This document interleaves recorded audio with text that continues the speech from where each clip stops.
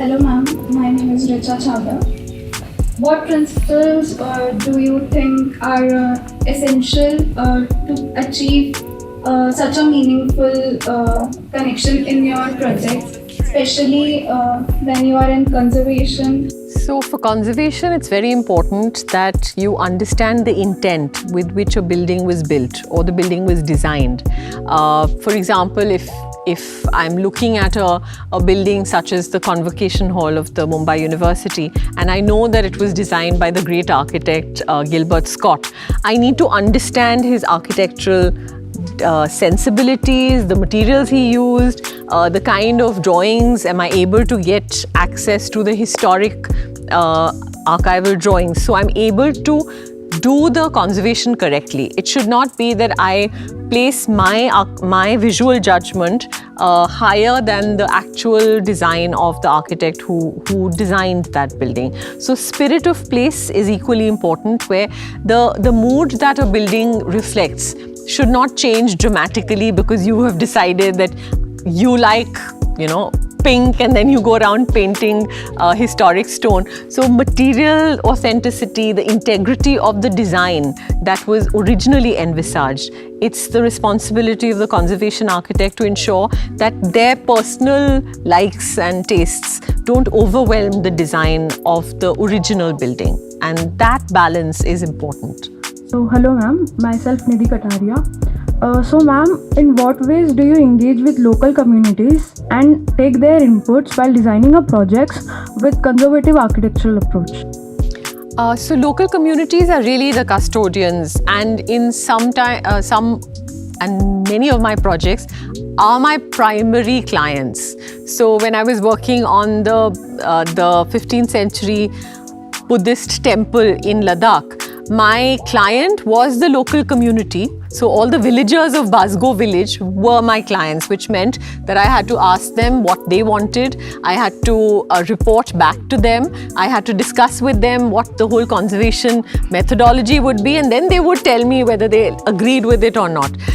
For example, and especially working on urban projects, when you are dealing with, let's say, one individual building, you're only dealing with the owner of that building as your client. But in public projects, like one of my earliest project was urban streetscape and for Dadabhai Nauroji Road, which meant that every shopkeeper, whether it was a large bank or a small luggage shop, was my client, and I had to work with them to design the whole signage, to design the street furniture, and also to implement it. So instead of one client, I had 200 clients.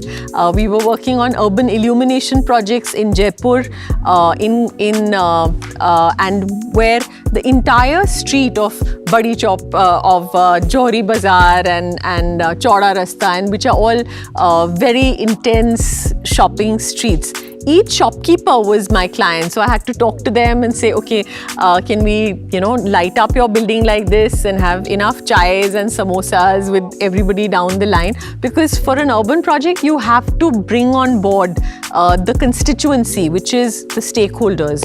And at the end of the day, you're doing it for them. And at the end of the day, they are your greatest asset, because they can tell you things about what the building was like or what were the original materials used. For Mumbai, when we've worked on projects like Bandra railway station, my client is everybody who takes a train and either alights at the railway station or gets off from it.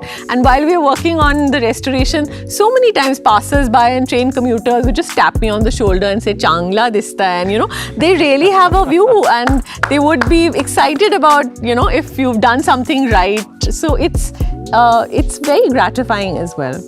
Hello ma'am, my name is Sanika Rajguru.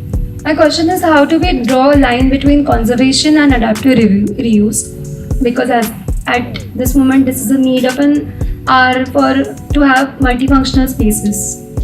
Absolutely. I think adaptive reuse is a part of the many tools in the toolbox of conservation. So conservation is an overarching umbrella, and within that you have preservation, you have anastylosis, conservation, restoration, you have adaptive reuse. And adaptive reuse is really the need of the hour, because you need to recycle buildings and ensure that they're relevant in contemporary times. And we did a project many years ago. In 2009, there was an old fire station that was redundant in the Viceregal Lodge in Shimla, and we converted that into a little bookshop and cafe, and it became a magnet to for the local people in Shimla to come and have a cup of coffee and to take in the whole atmosphere of Viceregal Lodge. Bikaner House was another project of adaptive reuse where we converted a bus adda into a cultural center. So with each such intervention, what you actually do is extend the life and the relevance of a historic building. So it doesn't remain, a dead monument that you pass by. It remains in active use, and the more we are able to do it, it is better for the environment. It is better for the community, and of course, extends the life of a building. Hi, I'm myself Abha. So my question is how do you approach the challenging designing spaces that cater for the contemporary needs by respecting the conservative values? So space design and today's generation requires a certain level of lighting or certain ambient temperature. You need controls that are HVAC, MEP and many other things which need to be completely cutting edge in 21st century.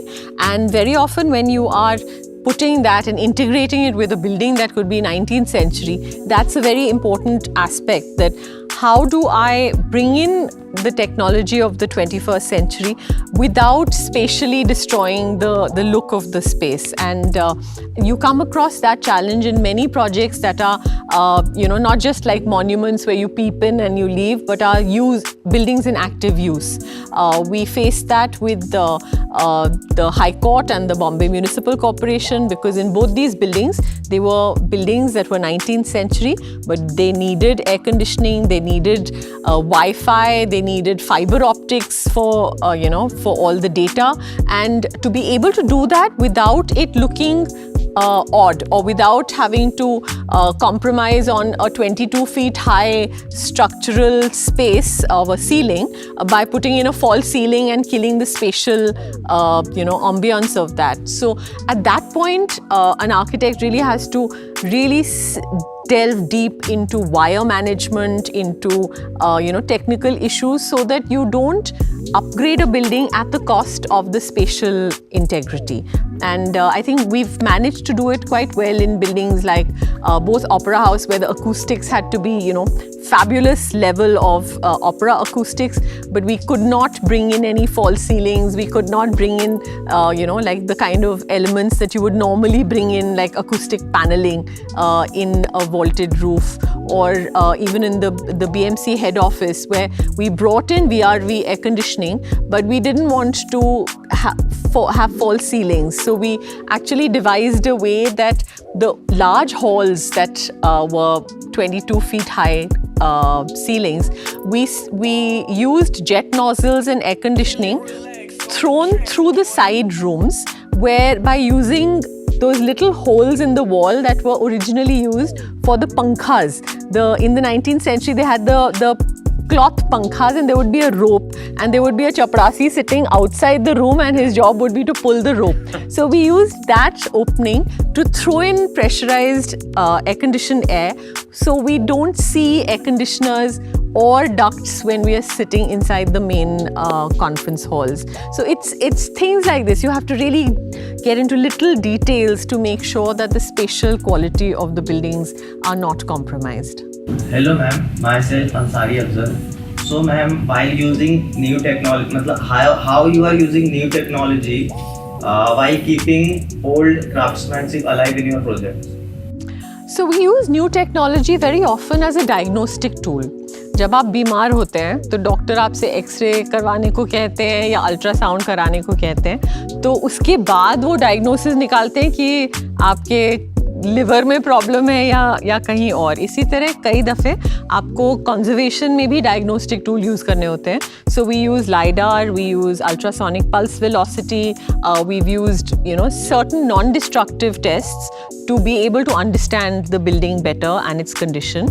We use photogrammetry in some cases, like the Gateway of India. We use photogrammetry to be able to very accurately record all the issues with each and every stone before we, arrive at an answer or a solution for how to address that. So technology is used very often in understanding and diagnosing the problem. But then when you actually do the conservation work, you also try to keep the craft alive. So we've had master craftsmen work on stone carving in projects where we need to do Dutchman repair or with stone. We've worked with craftsmen who work well with lime mortars and araish to bring that beautiful buffed, almost mirror-like quality to lime plasters. We've worked with the master craftsmen in using gold leaf gilding for even Victorian buildings, wherever we've had to restore them. Stained glass conservation, trained glaziers who have looked at every little inch of stained glass. We've worked with the master craftsmen for restoration of, in Lalbagh Palace, there was a whole team of craftsmen working on restoring all the historic carpets and even for, the fabric, the historic fabric that was used by the Holkar dynasty. We got each and every design of the weaving completely replicated so that it would match in terms of the color, the texture, the weave. So by doing that, we hope to keep the craft alive and as close to the original as possible. Hi ma'am, I'm Smriti Kacheri. So my question to you is that how do you replicate the finishes and the construction methods of the old buildings that were to be restored, and what were the studies and surveys that you have conducted in the past projects? So to study the construction methods is probably one of the first things that one embarks on to be able to do a good job of conservation. Because unless you understand the material, unless you begin to understand how it was put together, you can't fix that building. And that's a very important aspect of the pre-implementation planning. And after you've understood that, then you begin to intervene in that space. And I think with each and every project, you learn a few lessons and you learn a few things more. Sometimes you learn, the construction techniques just by the visual analysis, by documenting it. Sometimes you look at buildings of that period and see whether, you try and establish where that material comes from, who were the craftsmen, or where it was transported from. And very often, local communities also tend to have some traditional wisdom that is embedded in their generations. And a lot of times we've learned so much from the local craftsmen who've enriched our knowledge of those materials. So I would always suggest talk to the local craftsmen, because they can give you so much more information than you would get in books and a lot of journals. Hello ma'am, I'm Lavanya Guram. So my question was, what is the scope of future of conservation in terms of profession as well as projects? And what is the scope of art restoration in architectural conservation? So conservation as a profession, if you think of a country which has 6,000 years of built heritage and barely a handful of qualified architects who know how to deal with that heritage, I think conservation is something that is of great value for the future within the architectural community. And also within that, art conservation becomes an aspect of that, because there are many buildings, and monuments, whether it's Ajanta Ellora and you're talking about murals, or whether you have painted, wall surfaces on so many historic palaces. Art conservation is a very important aspect of conservation, and for that architectural knowledge is not mandatory, but one can acquire it as an art professional, then going into conservation. And there are, while as a conservation architect, you need to have architecture as your graduation and then a master's level course. For an art conservator, you can do a course in art conservation that is available at National Museum and other institutions who then you delve into that in greater detail.